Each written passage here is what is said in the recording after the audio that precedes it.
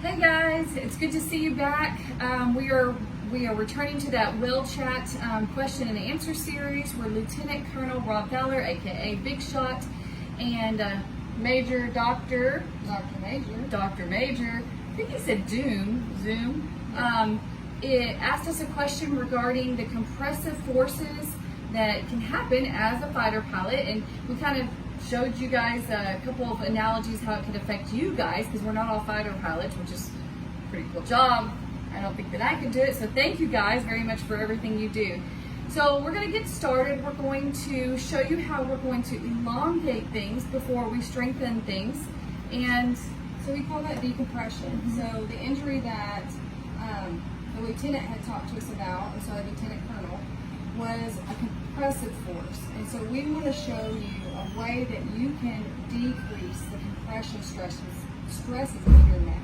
All right, so we're going to get started. We're going to show you, we want to return you to Well Chat 2, which talked about the deep neck flexors, and I'm just going to show you quickly what that looks like. So we talked about elongating that head, like you're plugging it into a light bulb. I always say light bulb, or to the ceiling. And then what else, Dr. Rigsby? We're going to pull the chin back, like you're making a double chin. And then you're going to pull your shoulder blades back and down, like you're plugging your shoulder blades into the floor. So we're plugging our head in, and then we're plugging the shoulder blades down. And that's going to create a decompression area. Can you feel the decompression in your neck? Mm-hmm. It's kind of a natural traction. So once you get there, once you plug your head in, plug your shoulder blades into the ground, you're going to pull that chin back. And you're going to feel that in these muscles back here stretching. Okay, so go back to Well Chat 2 and review that.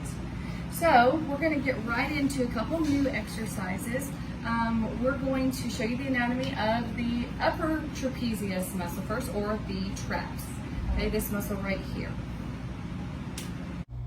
Here's the upper trap that runs from the base of the head to the shoulder.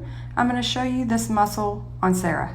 So from the anatomy, you saw that the upper trap starts up here in the neck, and it extends all the way down to the shoulder area, the acromion, we call that bone. So in order to stretch this right side of Sarah's, we're going to move the origin at the neck away from where it inserts here. So we're going to bring her neck to the side. Sometimes we want to substitute when we're really tight, bring the shoulder up. So the way we prevent that is by reminding ourselves to pull the shoulder blade back and down. You keep the arm behind you, and then plug your head into the corner of the room. Do you feel a good stretch, Sarah? Yes. Can you use this finger and point where you feel the stretch?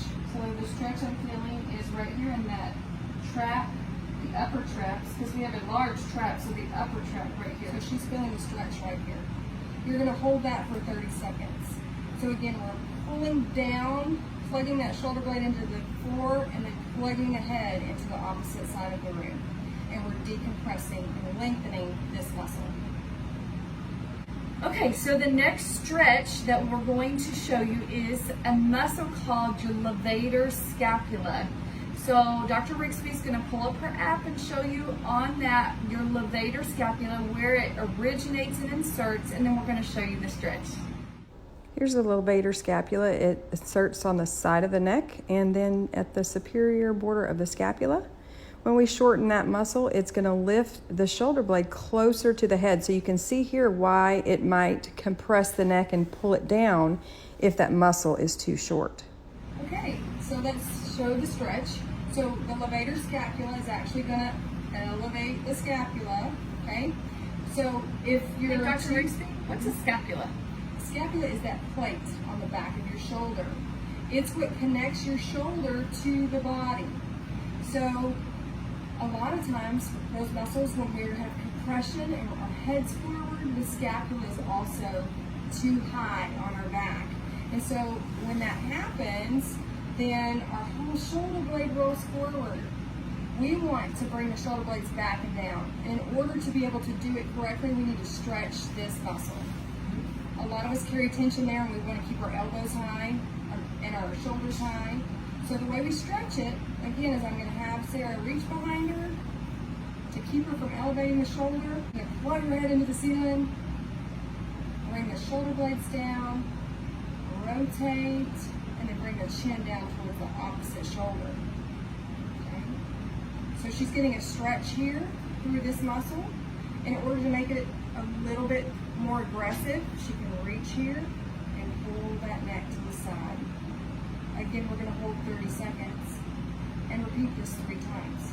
This is going to help decompress the neck by making these muscles longer so that they don't hold the neck in compression. All right, so now I think it's time to show them the doorway stretch. Yep. Yeah, okay. So this is the final stretch in this series, and so we want to show you how to elongate these pectoralis major muscles. These guys are tight. They're tight on me, and they really hold us rounded over, okay? So we don't want that. We want to elongate these. So we're going to show you the anatomy of these pectoral muscles.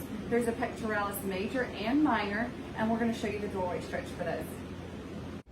So let's flip this body around, show you the front of the chest, and I'm going to highlight the pectoral muscle. Here we have the pec minor. It's deeper. It attaches to part of the shoulder complex and then to the ribs there in front, and it's going to hold that shoulder far forward. It's going to round the shoulders. When this is too short, we're going to get that compression in the front of the shoulder that causes pain. Here's the PEC major.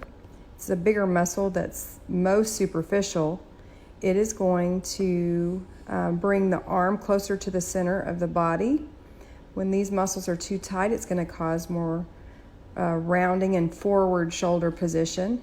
This increases the problems with compression because we're shortening muscles. So we're going to show you a doorway stretch today to address this one. Okay, so I'm going to show you the pec, the clavicular portion of the pec major here. So Sarah, I want you to put your arms at 90 degrees. Good. Put one foot in front of the other, whichever is more comfortable for you. Before we shift our weight into your leg, I want you to plug your head into the ceiling and tuck your chin. Then bring your shoulder blades back and down. And now I want you to lean forward through your front leg. So Sarah's not putting pressure through her arms. She could wave her hands, keep them up and wave them. There you go. She's got her pressure through her lower body. We're going to hold 30 seconds and do 3. Then in order to stretch the pec major sternal portion, we're going to move the hands up so the arms are at 120 degrees. And then she can keep her head plugged into the ceiling, shoulder blades back and down. And then she's going to move forward, not with her head, but with her weight through her legs. And we're going to hold here for 30 seconds and repeat that 3 times. And that's the pectoralis stretches.